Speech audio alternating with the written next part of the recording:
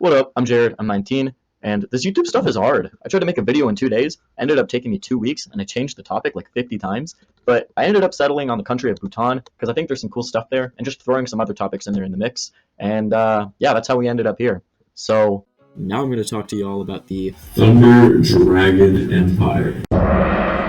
an easy, kind of neat, kind of cool topic about the coolest country you've never heard of. Now, if you've been paying any attention to the AI space and all the weirdos that live in San Francisco, you may have heard some debate over E/AC, or effective accelerationism, and deceleration, or decel. If not, the Lightspeed rundown is that effective accelerationism is a play on effective altruism, which is the philosophy of taking the most effective actions possible to mathematically cause the highest quantifiable increase of good in the world, and that by accelerating technology, these guys, being a bunch of billionaires, most notably and vocally Andreessen Horowitz, the guys who originally invested in Facebook, believe that all of humanity's problems will be solved through rapid-fire, balls-to-the-wall innovation.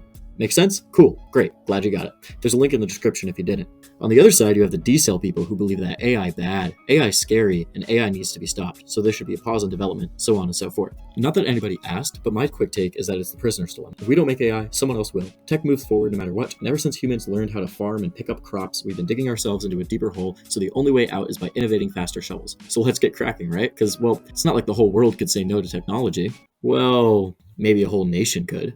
Insert Bhutan, the original topic of today's video, sans the AI content. Now, I want to tell y'all why I consider this to be one of the coolest countries to exist on the planet. Some quick fun facts. Their constitution says 60% of their country must remain forested and undeveloped. They're the only carbon-negative country in the world. They measure their success not by GDP, but by what they call a National Happiness Index. And there's no traffic lights, because apparently everyone is just a good driver. Now, for a bit of background, Bhutan has its roots in the ancient nation of Tibet. For a long time, they were widely considered to be a satellite state, almost like their friendly little cousin, until, China ate Tibet.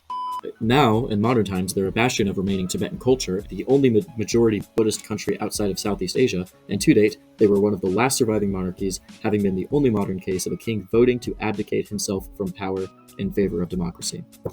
As part of a strict cultural mandate, there was for a long time a wide-standing dress code for citizens, and here comes the decel, they almost entirely banned the entrance of new technology, only first allowing TVs to be in the country at all in 1998.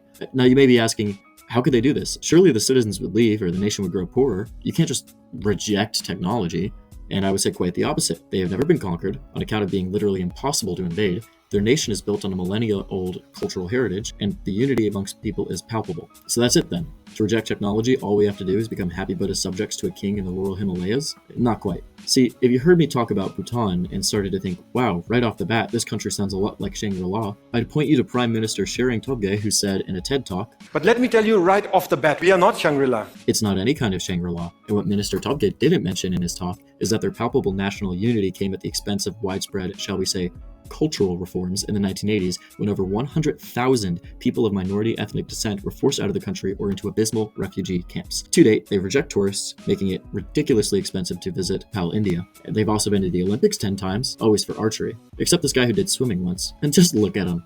Aw, their national colors are yellow and orange, and have sick uniforms to match. They've got a host of endemic species, including the beautiful but endangered white heron and the adorable red panda. So, what's the point here? Are the Bhutanese happier? Well, they sure seem to be, despite being one of the poorest nations on Earth. Are they a model for other nations? Well, every nation has its dark side. In the eyes of history, it's hard to find anybody standing innocent. But even if you could replicate this level of national identity without the ugly bits, I'm not sure I see the United States of America doing this anytime soon. And considering potentially malicious actors in the world, some of whom are even eyeing up tiny Bhutan's borders, I don't think sitting back and decelerating technology is a recipe for success, lest they get it first. If anything, perhaps we can take a page out of super nerd and creator of Ethereum, Vitalik Buterin's book, and hope for a defensive accelerationism. Now, I'm not even going to try to summarize that one, at least not today, because I'm still rereading it myself. For those interested, I think it's worth your time, and I'll leave a link to that below as well. At the end of the day, the comforting thing is that you and I have very little say over what happens. Maybe slightly more if you're one of those San Francisco types, but we're all living through textbook times nonetheless. The best thing you can do is stay educated and stay an optimist. And, well, there you have it, my first video. This has been a couple of nights in the making, but I hope you enjoyed it, and I'll see about getting another video out next week too. Till next time.